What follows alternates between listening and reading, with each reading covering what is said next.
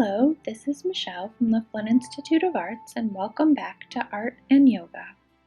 This week we're talking about things in the garden, like flowers, butterflies, and watering cans. We will look at 3 artworks from the museum collection and practice a yoga pose inspired by each one. Let's get started. What you see here is called a paperweight. It is used to hold papers down so they don't blow away in the breeze. Can you tell from what material this paperweight is made? It's made from glass. One clue that lets you know it might be glass is it looks like it's glowing. Most glass allows light to pass through, which creates that glowing look. Here a butterfly lands on a white clematis flower.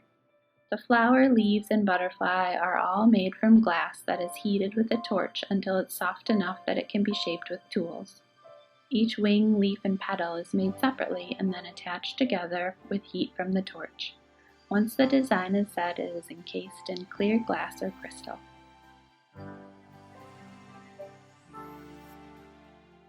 Now let's practice butterfly pose. Start out in a seated position. Bring the soles of your feet together and allow your knees to open up out to the sides. Breathe in and sit up tall. Breathe out and relax your shoulders down. Breathe in and flap your butterfly wings up. Breathe out and flap your wings down. Continue breathing this way as long as you like. And when you're ready, breathe out and move your legs back to a cross-legged position. This sculpture shows Buddha, an enlightened being, seated atop a lotus flower. The lotus is a symbol of purity and enlightenment. Buddhists believe that just like the lotus, which is rooted in the mud at the bottom of a pond and grows up through the murky waters, human beings must go through difficult times.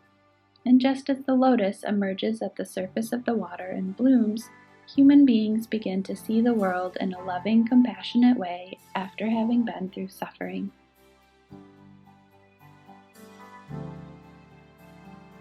Let's pretend to be a lotus blossom. Start out in a seated position. Place your feet on the floor and move them out a little wider than your hips. Reach your arms under your knees. Breathe in and sit up tall. Breathe out and lean back, balance with your feet off the ground. Keep breathing here as long as you like.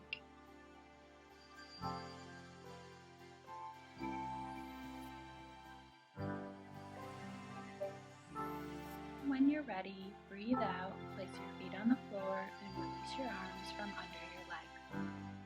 In this painting, we see Vincent and Dorothy Vickers watering some lilies in the garden. Notice how the flowers on the lilies the children are watering look a little bit larger than the ones in the background. Those flowers aren't really bigger, they just look that way because they're closer. The ones in the background look smaller because they're further away. Artists use this technique to show depth in their artwork. To practice watering can pose, stand with your ankles, knees, hips, and shoulders all lined up. Put one hand on your hip and extend the other arm like a spout. Breathe in and grow as tall as you can. Breathe out and use the muscles in your belly to arch over and pour some water. Stay here and keep breathing. When you are ready, breathe in, float back up, and release your arms down. Now let's practice on the other side. Place your other hand on your hip and extend your spout on the opposite side. Breathe in, stand up tall. Breathe out and pour out your water. Keep breathing.